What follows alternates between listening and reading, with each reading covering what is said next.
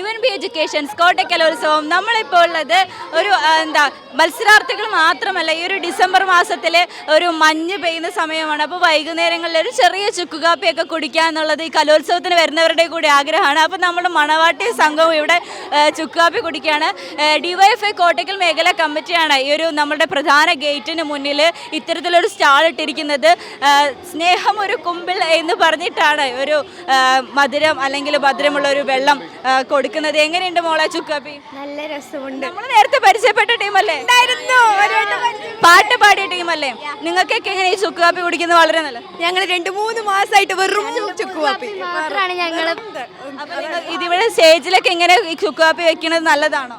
നല്ലതാ, പാട്ടുകാർക്ക് നല്ലതാ, പാട്ടുകാർക്ക് നല്ലതാണ്, മത്സരത്തിൽ പങ്കെടുക്കുന്നവർക്ക് എല്ലാവർക്കും നല്ലതാണ്. അപ്പോൾ ഈ ഒരു സമയത്ത് നമുക്ക് ഇവരുടെ ടീമിലുള്ളവരോടൊന്ന് ചോദിച്ചു നോക്കാം. DYFIയുടെ പ്രവർത്തകരാണ് കോട്ടയ്ക്കൽ കമ്മിറ്റിയിലെ.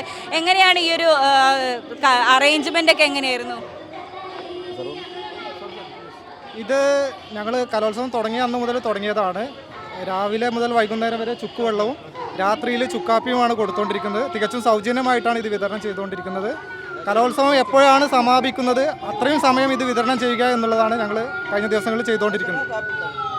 മറ്റ് ക്രമീകരണങ്ങൾ എന്തൊക്കെയാണ്? എവിടെയാണ് ഇത് ഉണ്ടാക്കുന്നതൊക്കെ? എങ്ങനെയാണ്? എവിടെയാണ് അതിൻ്റെ? ഞങ്ങളിതിൻ്റെ മുഴുവൻ പ്രിപ്പറേഷൻസ് ഇവിടെ തന്നെയാണ്. ഞങ്ങളിതിൻ്റെ മുഴുവൻ പ്രവർത്തനങ്ങളും നമ്മളുടെ DYFIയുടെ പ്രവർത്തകരുടെ നേതൃത്വത്തിലാണ് ഇത് ചെയ്തു വരുന്നത്. DYFIയുടെ മുൻ ബ്ലോക്ക് സെക്രട്ടറി സഖാവ് രാജേഷ് ഏട്ടൻ്റെ സഹായം വല്ലാതുണ്ട്. മറ്റ് നമ്മളുടെ പ്രവർത്തകരെല്ലാം ഇതിൻ്റെ ഭാഗമായി കൊണ്ട് സജീവമായിട്ട് എപ്പോഴാണോ സാർ സൂചിപ്പിച്ചതുപോലെ കലോത്സവം തുടങ്ങുന്ന സമയം മുതൽ അത് അവസാനിക്കുന്നത് വരെ പൂർണ്ണമായ സമയങ്ങളിലും DYFIയുടെ പ്രവർത്തകരും ഇതുമായി ബന്ധപ്പെട്ടുകൊണ്ടുള്ള എല്ലാ സേവനങ്ങളും ഇവിടെ ലഭ്യവുമാണ്. ഏകദേശം എത്ര ചെലവ് വരുന്നുണ്ട് ഈ ഒരു ദിവസത്തിന് ഈ ഒരു ചുക്കുകാപ്പി ഉണ്ടാക്കുന്നതിന്? ചെലവ് 4000 മുതൽ 5000 രൂപ വരെ ചിലവ് വരും ഒരു ദിവസം. കാരണം ത്രൂ ഔട്ടായിട്ട് കൊടുക്കുകയാണ്. 5 മണി മുതൽ രാത്രി തീരുന്നത് വരെ കൊടുക്കുക. അപ്പോൾ 2-3 തവണയൊക്കെ ഉണ്ടാക്കേണ്ടി വരും. അത് പക്ക നമ്മൾ റെഡി മിക്സ് വാങ്ങിയിട്ടല്ല ഇവിടെ ചെയ്യുന്നത്. കോട്ടയ്ക്കൽ ആയുർവേദശാലയുടെ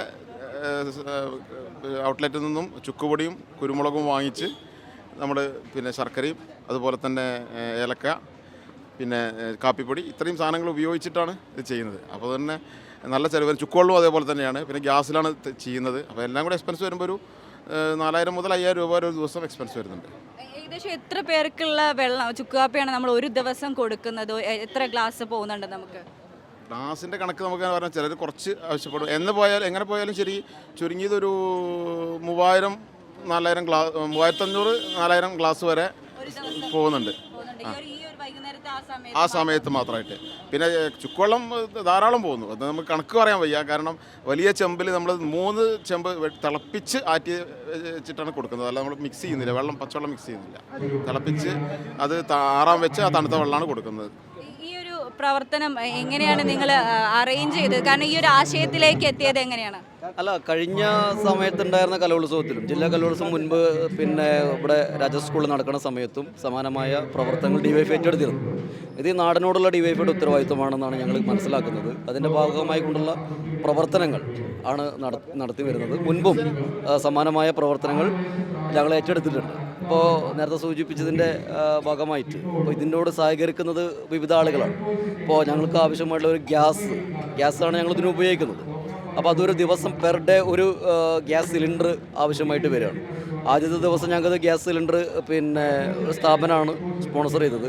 രണ്ടാമത്തെ ദിവസം വേറൊരു സ്വകാര്യ വ്യക്തിയാണ് സ്പോൺസർ. അങ്ങനെ വിവിധ ആളുകളുടെ ഒരു സഹകരണം കൂടെ ഇതിൻ്റെ ഭാഗമായിട്ട് DYFIക്ക് ഉണ്ട്. ആളുകളുടെ പൊതുജനങ്ങളുടെ എല്ലാം പിന്തുണയും ഇതിൻ്റെ ഭാഗമായിട്ട് ഞങ്ങൾക്കുണ്ട്. തീർച്ചയായും നിരവധി പേരുടെ പിന്തുണയോടുകൂടിയാണ് ഈ മത്സരത്തിനെത്തുന്ന ഓരോ മത്സരാർത്ഥികൾക്കും. അവർക്ക് ഒരു തൊണ്ട നനയ്ക്കാൻ മാത്രമല്ല, കാരണം പല പാടുന്ന കുട്ടികളുണ്ട്, മത്സരങ്ങളിൽ പങ്കെടുക്കുന്ന ഒരു കുട്ടികളുണ്ട്.